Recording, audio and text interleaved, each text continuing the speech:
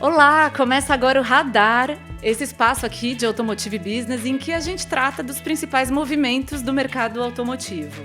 Seja muito bem-vindo, seja muito bem-vinda. Eu sou a Giovana Riato, sou editora executiva da AB. Estou aqui com o Bruno de Oliveira, como sempre, nosso repórter. Oi, Bruno. Tudo bom, Giovana? Um abraço a você e a quem está nos assistindo e nos ouvindo agora. Muito bem. Também está com a gente convidado especial, importado do Rio de Janeiro, Fernando Miragaia, que é nosso editor de soluções de conteúdo. Tudo bom, Mira? Tudo bem, Gi? Tudo bem, Bruno? Tudo bem? Um abraço aí a todos os ouvintes e todos os espectadores. Um prazer estar aqui participando do Radar. Sim, enfim, a sua visita a São Paulo é sempre bem aproveitada. Muito bom, hoje a nossa pauta aqui é sobre os últimos movimentos da Caoa Chery, que anunciou um fechamento da fábrica aí inusitado por 3 anos, até 2025. Então, roda a vinheta que a gente vai falar disso.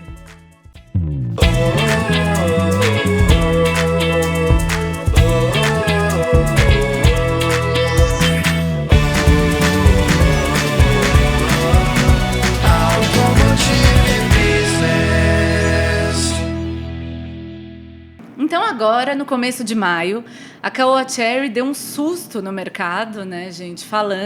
Anunciando que iria interromper sua produção para fazer adaptações na fábrica, que a gente recebeu a notícia aqui na B e pensou, poxa, vai parar por alguns meses. Na hora de perguntar por quanto tempo, o susto foi que seria uma parada de 3 anos.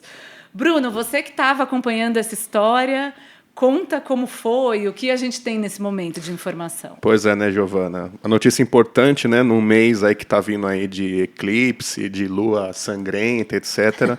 Chegou também essa informação de que a Caoa Chery vai suspender a sua produção em Jacareí até 2025, né? Então, acho que é legal a gente começar falando a respeito dos cenários, né? A Caoa Chery, no caso aí, para justificar essa suspensão da produção, alegou que a fábrica precisa passar por toda uma modernização, porque a partir de 2025 ela tem esse planejamento de produzir aqui veículos elétricos e híbridos, né? Acompanhando a tendência global, aí, pelo menos nos países desenvolvidos, né? E também aí, aproveitando um pouco aí dessa porta aberta por BYD, né? Aqui em Campinas, e também, no caso, a Great Wall em Iracemápolis, né? Mas acho que antes da gente falar sobre isso, é legal entender o contexto, né? O que de fato levou a empresa a fazer isso, né? Do ponto de vista do contexto nacional, tem essa questão aí de que eles estão querendo, de alguma forma, modificar tudo isso e que vai levar 3 anos para adequar a fábrica para produzir esse novo portfólio.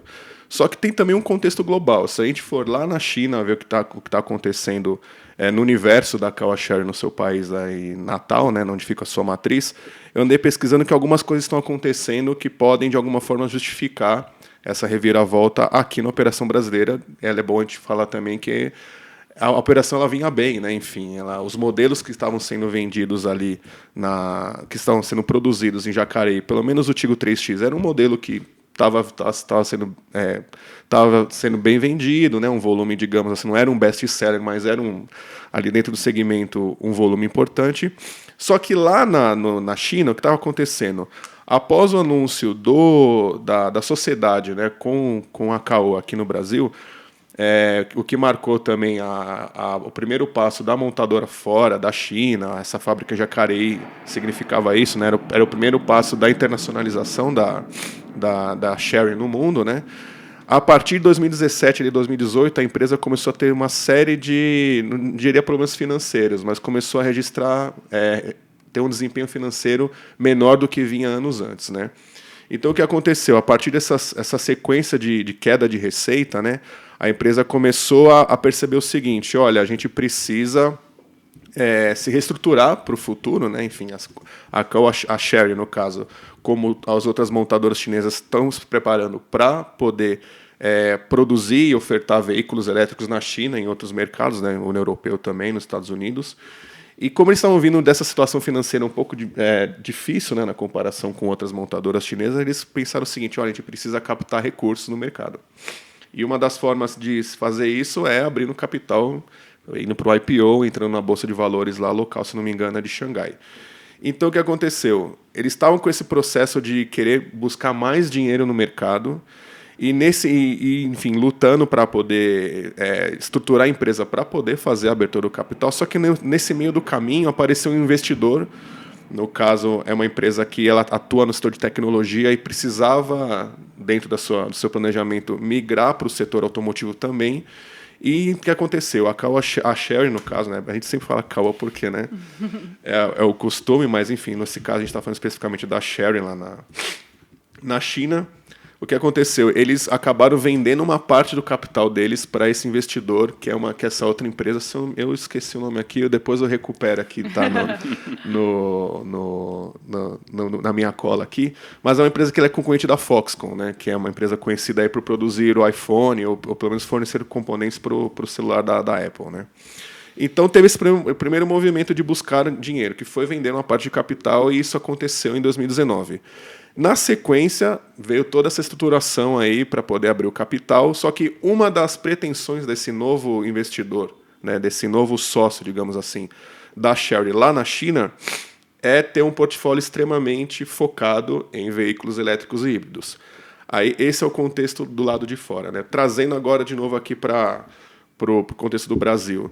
Será que manter a produção de veículos a combustão, né, que é o que acontece, ou que acontecia lá em Jacareí, é algo que estava dentro desse planejamento dessa nova empresa, que assumiu uma parte do controle da Chery lá fora? Então, acho que é o seguinte, né?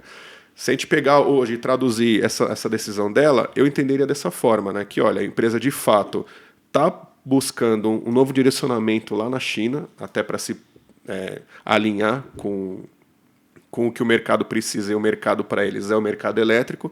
Então, nada melhor do que já começar isso agora. Bom, se a gente tem uma planta lá no Brasil que ela representa a nossa primeira saída, né, da China, na internacionalização da nossa marca, então, já que também o momento está propício a reestruturações, né, bom, não tem semicondutor, não tem componente, então a fábrica já estava vindo de layoff, estava parada.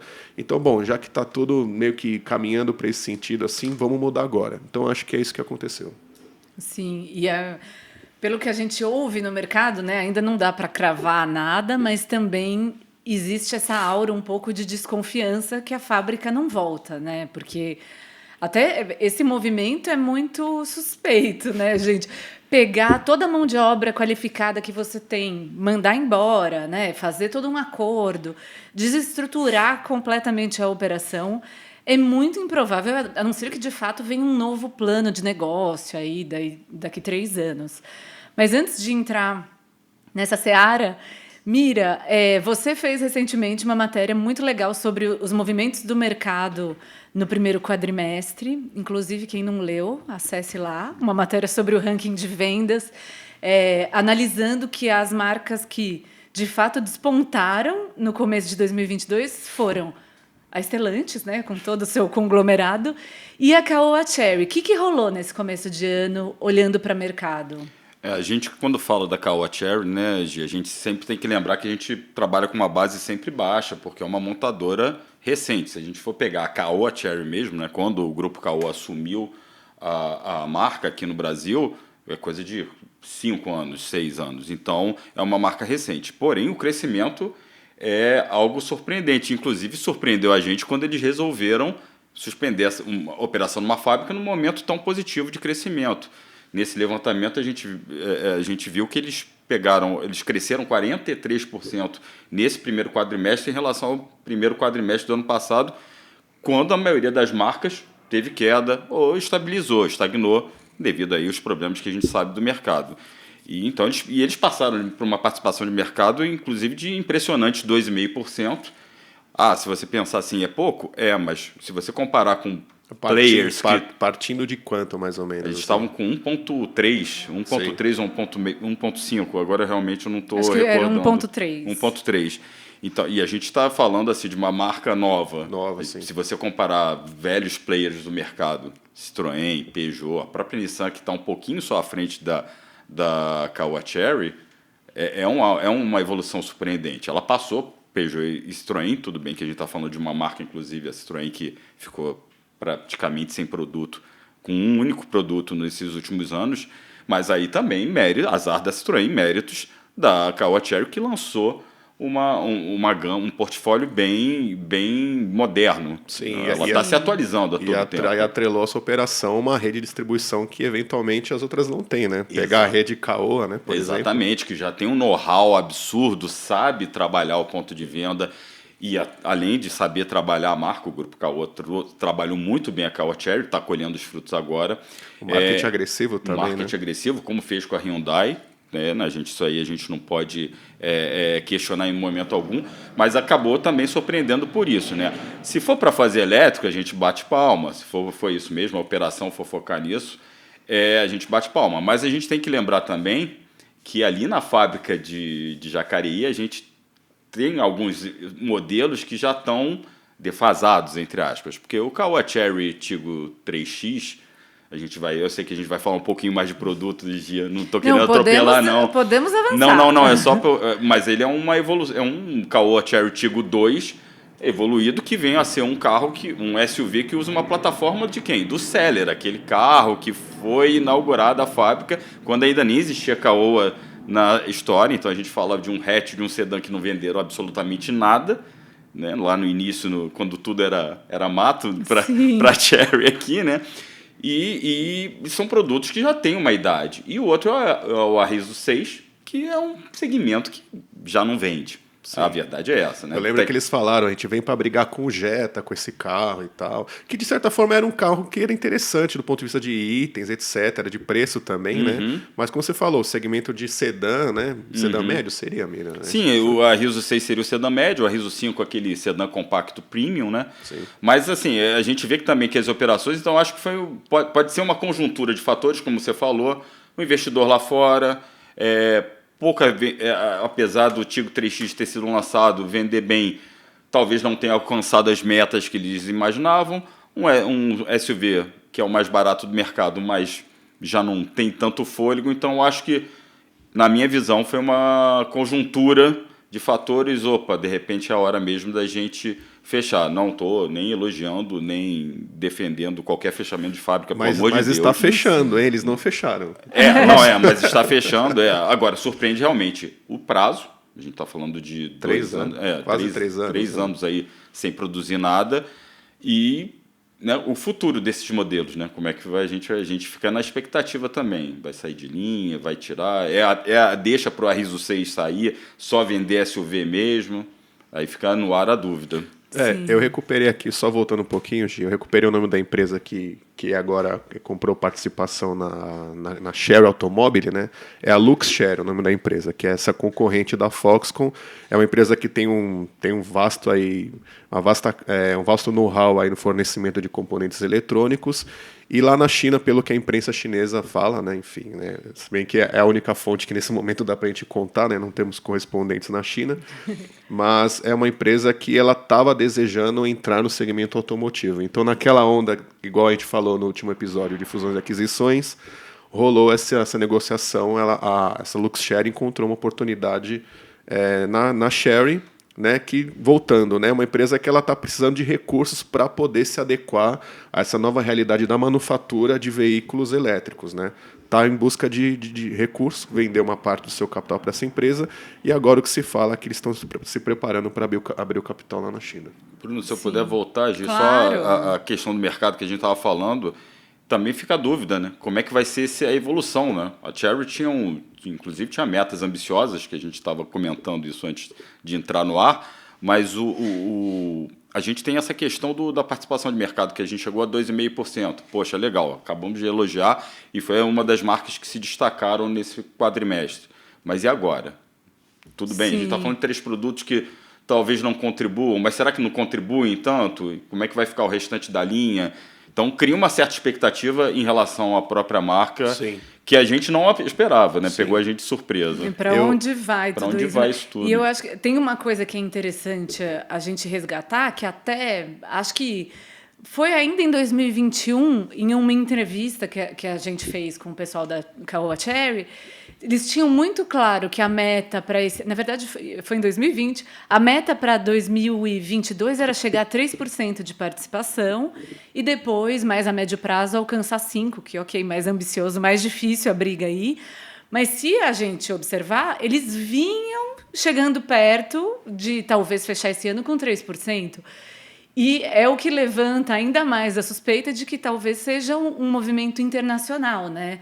Porque, de repente, eles estavam cumprindo um certo plano e os objetivos mudam, o horizonte muda da organização, né? Sem dúvida, o contexto realmente era outro, né? Antes do anúncio da sociedade com a Caoa aqui no Brasil, né? Mas eu também, uma coisa que é legal a gente colocar aqui também é que, dentre as marcas chinesas, o que se fala é que a que está mais atrasada em questão em termos de preparação de manufatura e de desenvolvimento de produto ligado ao mundo elétrico, híbrido, etc., é justamente a Chery. Então, por causa dessa condição que eles estão aí, de alguma forma, buscando alternativas para capitalizar a empresa, para poder financiar toda essa revolução, que é uma revolução que, sim, eles alegaram incluir o Brasil dentro desse contexto, né?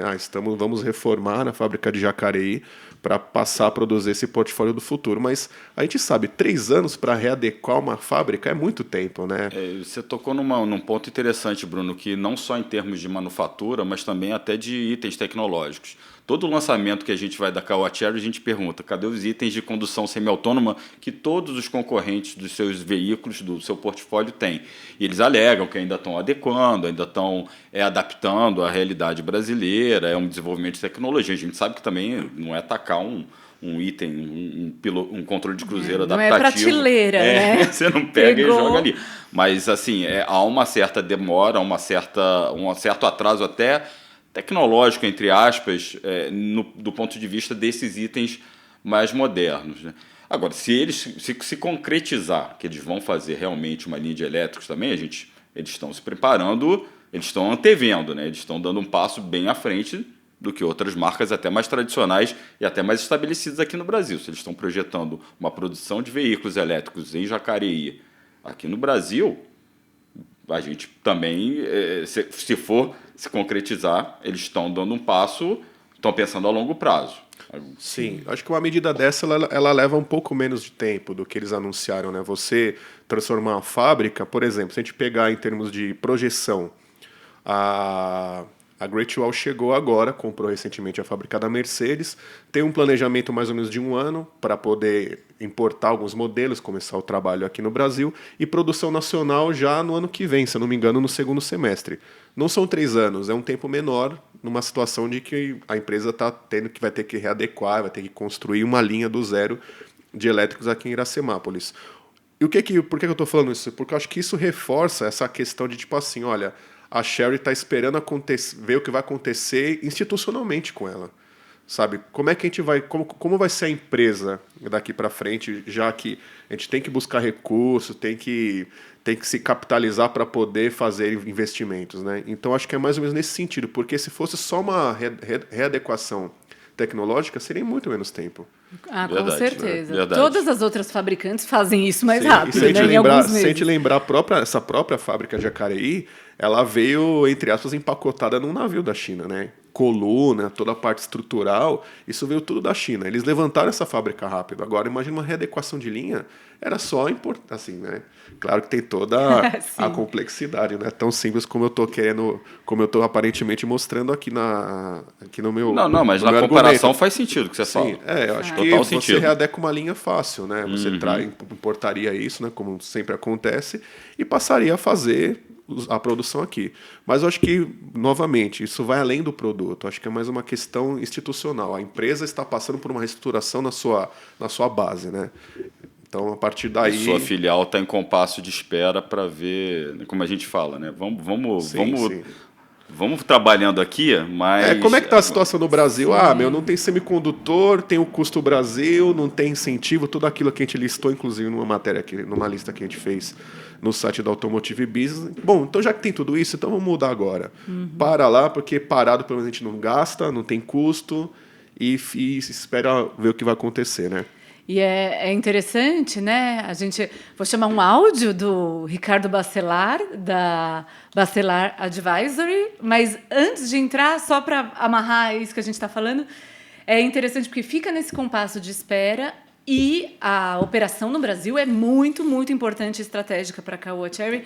Acho que a gente já comentou, talvez até no episódio que a gente fez falando da Great Wall, de como, quando a Cherry, ainda sozinha, veio para o Brasil, eles tinham essa pretensão do Brasil ser um laboratório para internacionalização da operação da companhia, que até então era muito, né, focada no mercado chinês. Então, esse abalo, né, talvez seja, de fato, um redirecionamento para talvez essa internacionalização, enfim, acontecer com mais força, ou estão, de fato, repensando. É bom pensar também, Gi, que os modelos que... Até o Mira está aqui, ele pode ajudar a gente no raciocínio. Os modelos que, entre aspas, dão dinheiro para eles são aqueles que são fabricados lá em Anápolis, né? Sim. Que é uma fábrica mais moderna do que Jacareí. E são ainda sejam modelos de baixo volume, são os modelos que trazem mais rentabilidade, né? Para os dois lados, né? Para os dois sócios. Mas segura o raciocínio. Segura. Vamos ouvir o Bacelar, a gente volta já para comentar esse ponto. Bom, Bruno, para fazer uma análise sobre esse movimento estratégico da Caoa em relação à planta de Jacareí, eu acho que eu tenho que recuar alguns passos aí, né? Desde que o sigilo da vinda da Great Wall para o Brasil ele foi aberto formalmente, que eu venho comentando que essa vinda da Great Wall para cá, ela representa um marco importantíssimo para a indústria automotiva nacional, porque ela quebra um enorme paradigma, né, de que a gente sempre ficou se questionando se era possível, se era viável produzir veículos elétricos aqui no Brasil. E a Great Wall veio justamente para sedimentar essa questão. É fato que eles vão começar com veículos híbridos, mas é declarado o plano de que eles vão produzir veículos elétricos aqui. E isso já está causando e continuará a causar diversos movimentos na indústria de reposicionamento de estratégia nesse sentido. Então, só para citar alguns exemplos recentes, né, nós tivemos o movimento da BYD, também chinesa, por sinal, que sempre teve muito mais focada em ônibus aqui no Brasil e está botando os seus pés de maneira mais consistente no mercado de automóveis. Nós tivemos aí o movimento da Renault, né, trazendo um carro realmente popular, um carro de massa elétrico para cá, para o nosso mercado. Então, muito provavelmente, ao longo ainda desse ano de 2022 e entrando no ano de 2023, a gente vai ouvir muitas notícias parecidas com essa, porque alguém fez um movimento, né, como um early adopter, e as outras vão ser os followers, vão seguir, vão se reposicionar. Grandes montadoras como Volkswagen, Stellantis, a GM e assim por diante, elas já declaram iniciativas nesse sentido, mas nenhuma ainda mais, vamos dizer, mais formal nesse sentido, né? Então é bem provável que com essa movimentação elas comecem a vir para a mídia anunciar posicionamentos mais fortes da vinda de veículos para cá, ou começarem a montagem de veículos eletrificados ou elétricos aqui no Brasil, seguindo essa tendência. No caso da Caoa, especificamente, né, que é o foco do assunto escolhido por vocês, ela tem duas plantas, olhou para as duas plantas e entendeu que, por uma série de motivos, Jacareí seria uma boa escolha para suportar essa parte estratégica de eletrificação deles. É bem verdade que eles têm planos de produzir veículos eletrificados também em Anápolis, mas a gente tem que lembrar, primeiro, que eu sempre digo que isso não é uma corrida para correr com um cavalo só, né? Ninguém é capaz de afirmar que o mercado brasileiro de automóveis será completamente elétrico, né? A indústria vai prover para os consumidores uma série de alternativas, né? Então, nós continuaremos oferecendo motores a combustão, muito provavelmente cada vez mais focados em etanol puro. A gente já oferece os eletrificados, oferece elétricos, por enquanto ainda numa gama de carros premium, mas cada vez mais eles vão se tornar populares, mas de uma maneira geral, ofertas e alternativas diferentes para os consumidores. E no caso da Caoa, por que não ela pensar com 2 plantas de prover uma gama bastante diversificada de produtos? É claro que a gente pode derivar por uma série de outros achismos, outras possibilidades, argumentar que não tem incentivo fiscal num nível análogo a outra planta de Anápolis. Você pode dizer que ou inferir, né, que o nível de obsolescência tecnológica dessa planta para ser transformada numa planta para produção de veículos elétricos vai demandar 2, 3 anos.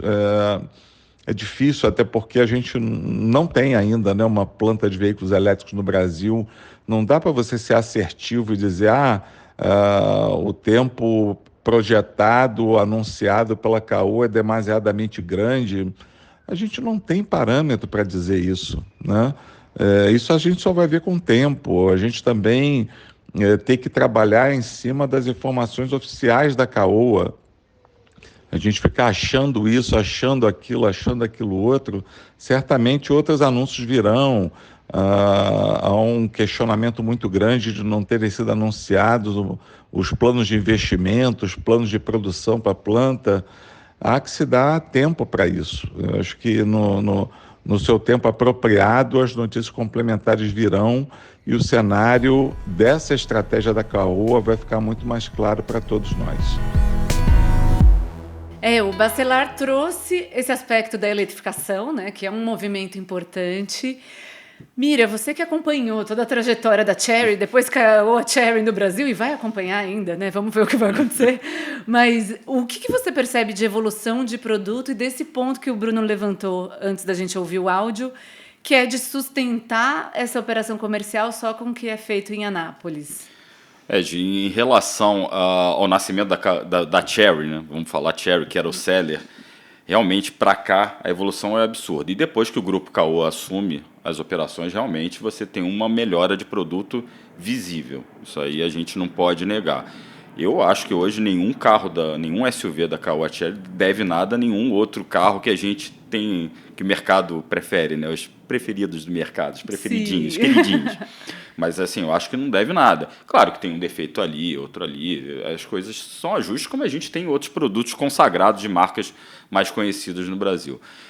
Mas o que a gente vê realmente do seller, eu não vou nem considerar o seller, mas justamente do início da operação da Caoa Chery, do Tiggo 2, e a gente vê sempre uma preocupação em renovar, mesmo que seja só uma remodelação, mas são remodelações profundas. Isso aconteceu com o Tiggo 7, aconteceu agora do Tiggo 2 para o Tiggo 3X. Então a gente vê essa constante preocupação em estar atualizando o portfólio. E assim, isso contribui com certeza para esse ganho de mercado, fora aí a estratégia de marketing, custo-benefício, que são coisas que acompanham os produtos, mas a gente vê realmente uma evolução também do portfólio da Caoa Chery. Acho que, como eu disse, não deve nada a ninguém. E o que o Bruno falou faz todo sentido. E não é só a Caoa Chery que está fazendo isso. O que a gente vê claramente é que as marcas, inclusive as marcas, as 4 grandes, as ex-4 grandes, as 3 grandes, né, as que a gente tinha tradicionalmente, uma preocupação, um foco em produtos de maior valor agregado. O mundo está caminhando para isso. A indústria automotiva global caminha para isso. E os SUVs foram a grande oportunidade, foi a porta que se abriu para essa estratégia. Lá com o EcoSport, em 2003, embora todo mundo... Projeto Amazon. O projeto Amazon, mas ali a Ford foi visionária. Infelizmente, a Ford não está aqui produzindo mais o EcoSport, mas ela abriu a porta para a indústria automotiva ver que era possível fazer um compacto, no caso, com baixo custo, e ganhar e ter um valor agregado maior, vendendo na roupa de um SUV, de um utilitário esportivo. E o que você falou, Bruno, faz todo sentido. Eles estão focando nesses produtos maior valor agregado. E quais são? Caoa Chery Tiggo 5X, Caoa Chery Tiggo 7 e o Tiggo 8, que vai ganhar um Tiggo Pro, 8 Pro, que vai ser uma remodelação, uma atualização também, que são produtos que brigam no segmento superior e que realmente reforçam as margens de lucro. Isso faz parte do jogo. Não quer dizer que a Caoa Chery não vai ter mais SUV compacto ali para brigar com o Pulse, com o Tiggo 2 para brigar com o Pulse ou o Tiggo 3X? Não sei, não posso cravar que não, mas que os esforços mais rentáveis vão ser nos SUVs de maior valor agregado, com certeza. E isso aí respinga nos sedãs. Eu não vejo por que trazer um Arriso 5, mesmo que importado, não vejo sentido em atuar no mercado que encolheu, que vai estar encolhendo. O 5, você diz, né? O 5, o 5 eles já tinham parado de produzir aqui. Exatamente, já tinha parado de produzir em Jacareí. E o Arriso 6, o futuro dele, é complicado você continuar insistindo no segmento que tem player forte, que é o Toyota Corolla, que tem volume baixo. O próprio Corolla já perdeu o posto de Toyota mais vendido para o Corolla Cross, então tem volume de venda baixo e um segmento que vai enfraquecer, está enfraquecendo. Se você pensar, vamos pegar os órfãos do Honda Civic, pode ser uma estratégia, mas é preciso reposicionar o produto melhor. Lembrando que os órfãos do Honda Civic podem comprar o Honda Civic importado. Né? Exatamente, o Honda Civic importado híbrido que vai chegar aí, ou migrar para o Corolla, né, para desespero dos revendedores da Honda, ou ir para um HR-V, um novo HR-V que vai vir aí, ou o próprio City, ou seja, mas eu acho muito complicado a Caoa Chery nesse momento de fechamento de fábrica, como você falou, mudança de direcionamento, quer dizer, mudança de investidor, falta de componente, falta de semicondutor, mercado ainda em compasso de espera. Acho muito difícil eles focarem nesse segmento. Acho que vai por aí. 5X para cima é o foco da Caoa Chery, como é o foco de várias marcas aqui no Brasil atualmente. E tem outra coisa também, eventualmente, se for o caso, né, se eles estiverem pensando em retomar a venda de um SUV compacto, por exemplo, aqui no Brasil, ou até de um sedã, dá perfeitamente para eles produzirem isso em Anápolis, que é uma fábrica muito grande, ela tem espaço para esse tipo de... E recebeu um belo investimento no ano passado de 1,5 bilhão, certo? Sim, e é uma fábrica que ela está inserida no contexto dos incentivos fiscais lá da região Centro-Oeste e Nordeste, e tem um centro de pesquisa e desenvolvimento muito moderno lá em Anápolis, né, que a Caoa mantém lá para desenvolvimento de veículos, novas propulsões, etc. Ou seja, tudo conspirava contra Jacareí, né?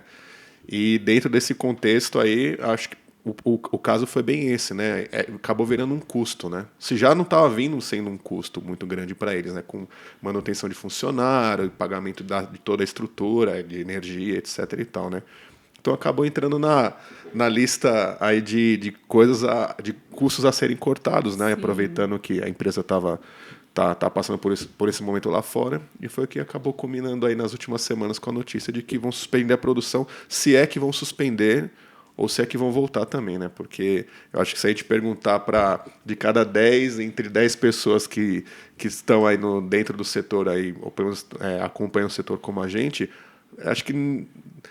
Será que tem alguém que ainda acredita que a empresa vai voltar a produzir ali, diante de todo esse quadro, né? E você falou de Anápolis e Goiás, tem ainda uma capacidade que foi liberada com o fim do iX35 da Hyundai, então você abriu ali uma capacidade, abriu um espaço na fábrica, que Sim. pode ser, não obrigatoriamente, até porque o Tucson já mudou lá fora, a Caoa dizem que vão produzir um novo Tucson lá, mas, de qualquer maneira, você tem um espaço ali aberto, uma capacidade para aproveitar ali em Anápolis, fora essa questão que é uma fábrica mais moderna e com mais espaço e até eu acho que um layout mais flexível do que Jacareí. Sim, eu lembro que eu conversei uma vez com o Mauro Correia, que é o executivo do Grupo Caoa, né, o presidente do Grupo Caoa, enfim, né, eu perguntei para ele qual que era o sentido de manter duas fábricas, sendo que lá em Anápolis tinha, digamos, espaço para se produzir mais, né? E o que ele falou foi o seguinte, que naquele momento, né, que a Caoa Sherry tinha um planejamento de ter um produto em cada segmento, pelo menos um modelo em cada segmento. Então, naquele momento, o que é que faltaria? Faltaria uma picape, faltaria um outro tipo de utilitário, né? Isso enfim. foi quando? Você 2018. Foi logo ali depois que foi firmada a sociedade, né, da Sherry com o Grupo Caoa, né? Então a ideia era essa, olha, a gente vai manter esses modelos de maior valor agregado, digamos assim, em Anápolis, porque lá também a linha já está preparada para os veículos que a gente já tem lá.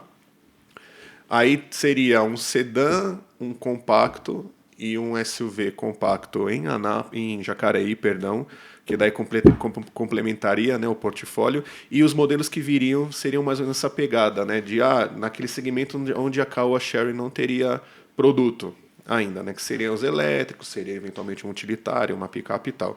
Então, aí, né, chegamos em 2021 com um novo contexto que é bom, a gente vai eletrificar a nossa produção, uma parte da nossa produção aqui no Brasil. Então eu acho que eventualmente não caberia mais espaço, por exemplo, para a produção de um SUV compacto, como o Tigo 2, que era produzido lá, até o 3X, né? Não sei. Acho que a busca por margens melhores, né? Como você bem disse, Mira. Hoje, não sei se vocês lembram do Salão de São Paulo 2018, que foi o Salão dos Elétricos. Saudade. O salão que antes do mundo acabar, né? O último salão. Mas lá a Caoa Sherry falou de uma penca de elétricos. Eu lembro que era muito elétrico. E já era a Caoa Sherry, né? Sim. Mas de lá para cá a gente viu pouco movimento nesse sentido, à exceção do Arriso 5E. Vocês falam aqui em São Paulo mas que acabou um carro que virou... Era o elétrico até mais barato do Brasil há pouco tempo, mas virou um carro sob encomenda, que eu acho que agora nem está sendo entregue mais, porque o próprio sedã mudou lá fora.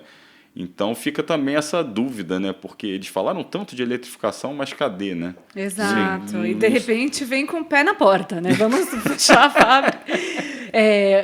O Bruno levantou esse aspecto dos incentivos para a fábrica de Anápolis, e a gente tem um ponto de vista bem interessante do Lucas de Amaral Afonso. Ele é doutorando em Sociologia e consultor em Desenvolvimento Industrial. Nosso ouvinte aqui, o Lucas, e ele fez a gentileza de enviar um comentário sobre essa questão aí da Caoa Sherry. Então, a gente vai ouvir e comentar em seguida. Olá, Giovana. Olá, ouvintes do Radar. Quero agradecer pelo convite e dizer que é um prazer poder comentar aqui um podcast que eu acompanho. Eu quero comentar sobre a relação entre a Caoa Sherry e a descontinuidade da proposta do Novaralto, que podemos entender também como a limitação do Novaralto no acompanhamento das montadoras no e-commerce. Estou usando essa categoria que foi utilizada pelo Ministério do Desenvolvimento, Indústria, Comércio Exterior e Serviços, que estabeleceu 3 segmentos para identificar os benefícios da nova política industrial, que foram os First Commerce, Late Commerce e New Commerce. A Caoa Sherry faz parte, né, dos Newcomers, e eu estou usando essa categoria para comentar aqui um artigo publicado na Revista Brasileira de Ciências Sociais no ano passado, pelo professor Rafael Lima, da Universidade Federal Fluminense, e pelo professor João Dulce, da Universidade Federal de Juiz de Fora. Ambos são sociólogos, e eles publicaram o artigo intitulado Trabalhando sem a Ford, Política Industrial e Ação Corporativa em São Bernardo do Campo. Nesse artigo, os autores eles concluem que o fechamento da Ford, né, em 2019, ou seja, 2 anos após a finalização do programa Novaralto, ele tem um nível de associação à incapacidade estatal de criar regras e estabelecer compromissos com as empresas, né? Então, isso nos ajuda a pensar sobre a fragilidade institucional do diálogo entre montador e poder público. E ok, né? O que o fechamento da Ford tem a ver com isso, né? Então, para fazer uma relação com o podcast, são essas movimentações no setor que ativam o nosso radar, né? Então, isso nos ajuda a pensar tanto sobre os caminhos quanto sobre a velocidade que a indústria automotiva tem avançado ou não tem avançado, né? Quando nós pensamos, por exemplo, metodologias comparativas. E uma coisa que aparece de imediato, né, nas justificativas de fechamento ou suspensão da produção de veículos é a questão dos incentivos fiscais. E aí acho que é importante lembrar que lá em Goiás os incentivos eles foram prorrogados por mais 5 anos, né, em 2020. E quando a Chery foi instalada no Brasil, né, ela apresentou um cenário promissor e vou fazer uma nota importante, né, de que a suspensão da produção em Jacareí não significa necessariamente que o cenário deixou de ser promissor, mas que a montadora tomou outros rumos.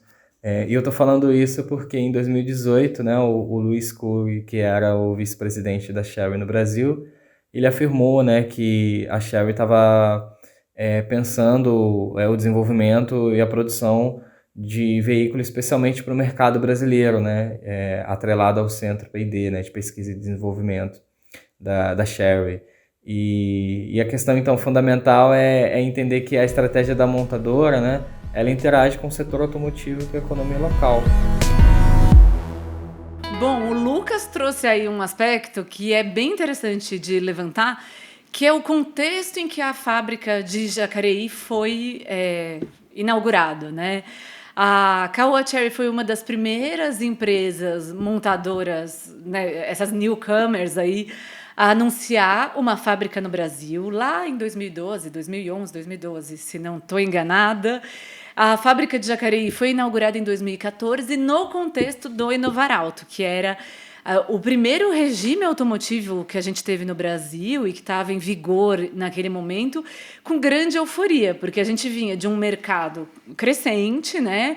Recorde atrás de recorde, uma política industrial que favorecia muito que as empresas, estimulava muito as empresas a estabelecerem operações locais, então tinha aquela cota de importação de veículos, então quem quisesse ganhar volume no Brasil precisava ter uma produção local. E, naquele momento, a fábrica de Jacareí tinha lá uma capacidade para 100 mil veículos por ano. Que imagino que hoje essa capacidade já mudou, né? Dadas as adaptações. Você tem essa informação, Não, Bruno? a fábrica ela foi projetada, se não me engano, para 150 mil veículos ano e nunca esteve nem perto disso. Nem né? perto. O ano No passado. início, então, Sim. acho que o Seller vendeu 5 mil unidades em O ano 2 passado, anos. o ano passado foi o ano de maior produção. Engraçado, né? No ano de pandemia, chegou mais ou menos próximo de 14 mil unidades, ou seja, um pouquinho mais, acho que um pouco menos de 10%, né? Nossa, é muito Da pouco. capacidade total, né? Não, e isso pensando que, claro, ao longo dos anos a fábrica foi desenhada para 150 mil, mas ao longo dos anos esse enxugamento pensando que o número de funcionários e tudo mais, mas de fato é absurdo pensar em uma ociosidade de 80%, 90% por anos, né? Por mais que eles tenham ido com muita sede ao pote naquela época, ok, a gente estava vindo do mercado, eu lembro que as projeções apontavam para 6 milhões de unidades em 2015, essas eram as projeções de 2011, mais ou menos, ou posso estar até errado, podia ser antes. Então havia um otimismo e uma euforia muito grande naquele momento. Porém, mesmo assim, é muito baixo. Assim, por mais que tenha sido eufórico, né, no calor do momento, nas circunstâncias econômicas e do mercado automotivo, é uma capacidade ociosa assustadora.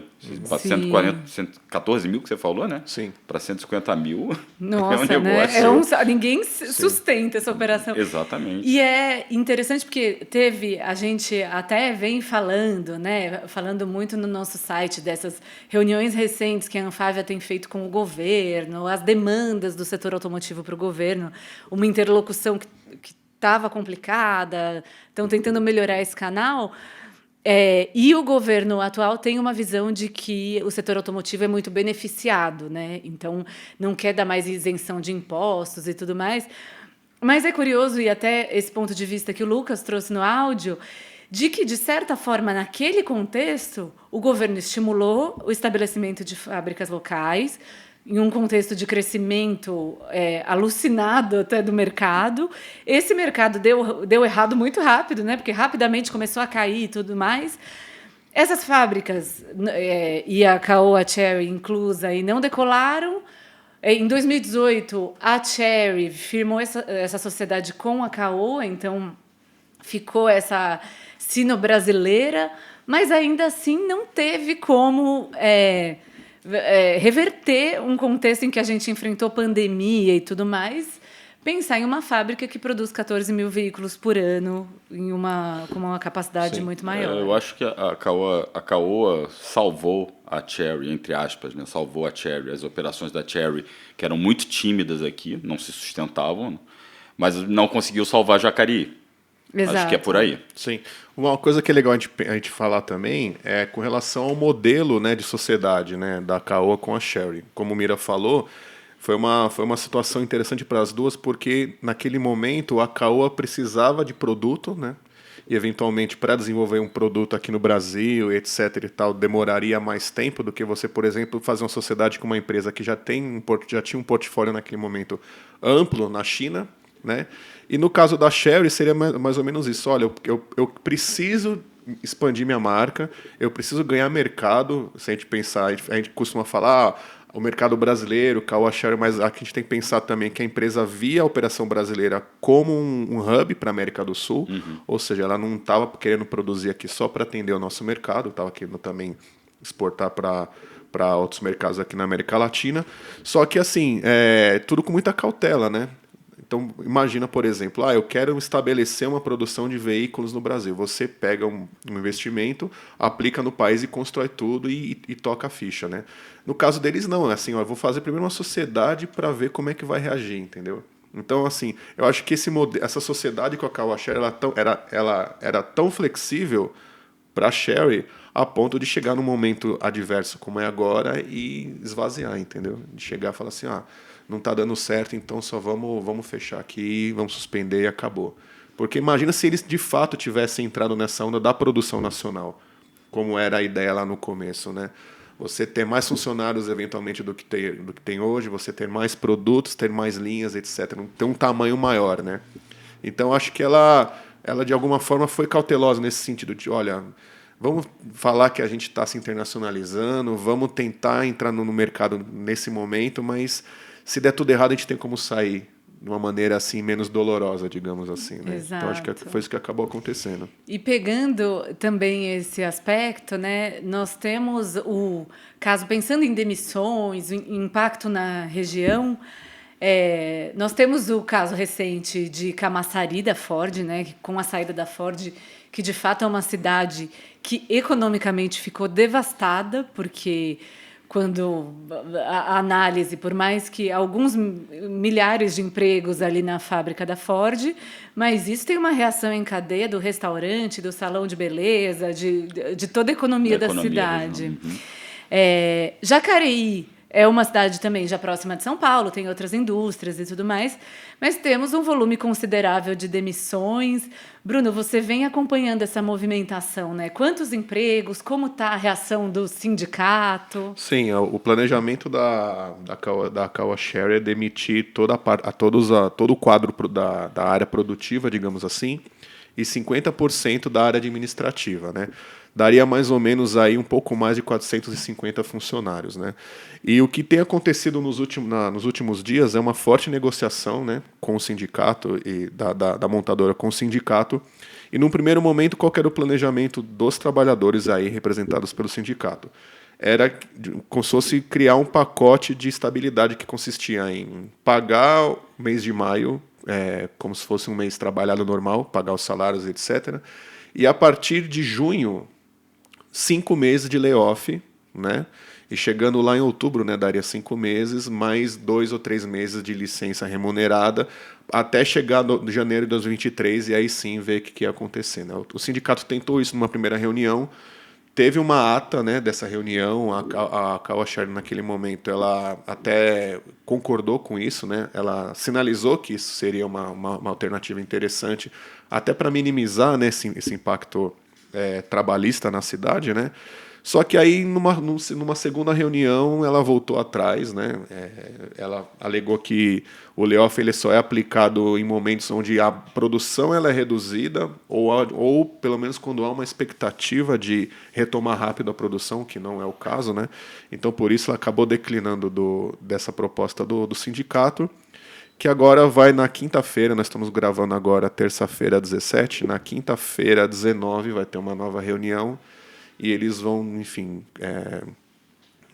negociar os termos, né? Mas o que a montadora propôs é o seguinte: olha, a gente não aplica o layoff, paga toda a parte que já é estabelecida pela lei do trabalho, né? Que é a rescisão, férias, etc. E além disso, eles propuseram um pacote aí que envolve pagamento de até 15 ou 17 salários, se eu não me engano, dependendo do tempo de casa que o funcionário tem. Ou seja, né? É uma situação onde, do ponto de vista do trabalhador, eles estão um pouco amarrados, né? Porque realmente faz sentido essa questão do layoff, né? Que é uma medida que ela tem, inclusive, respaldo, né, do Ministério do Trabalho, etc. Mas que realmente não se aplica porque a fábrica está com a produção suspensa, né? Está parada, né? Então, acho que o que tende a acontecer, né, pelo que eu conversei com o Heller, que é o presidente do sindicato lá da região, é que eles vão ouvir o que a montadora tem a propor, que já foi proposto, né, que é esse pagamento adicional aí de até 17 salários, e fora isso não tem muito o que fazer, né? Só que é bom lembrar que Jacareí é uma região que está se desindustrializando, né? Tirando a Embraer, né, que também fica ali na região e tal, muitas outras empresas, se não me engano, empresas da área de eletrodomésticos e tal, que eram instaladas ali, também fecharam a operação, né? Então, assim, né, cria-se uma dependência econômica muito forte, né, em torno de uma ou duas empresas, como é o caso da Ford em Camaçari, e essas empresas saem e acaba ficando um pouco ali sem muita opção, né, de trabalho, etc. Exato. No fundo, o sindicato, os trabalhadores estão fazendo esse papel de tentar segurar alguma coisa ali, né? O impacto, como a gente estava comentando, o impacto social de uma empresa é sempre muito forte para o bem ou para o mal. No Exato. caso quando a empresa se instala, uma indústria se instala, é sempre bom. Eu lembro da Ford, a inauguração da Ford em Camaçari. Eu estou velho nesse meio já, pelo visto. E velho eu lembro, não, né? experiente. Experiente. E eu lembro né, como foi uma benesse para a região. Né? Tanto que vão os sindicatos, vão associações de comunidades, e vai o prefeito, é claro, porque isso realmente traz desenvolvimento para qualquer região.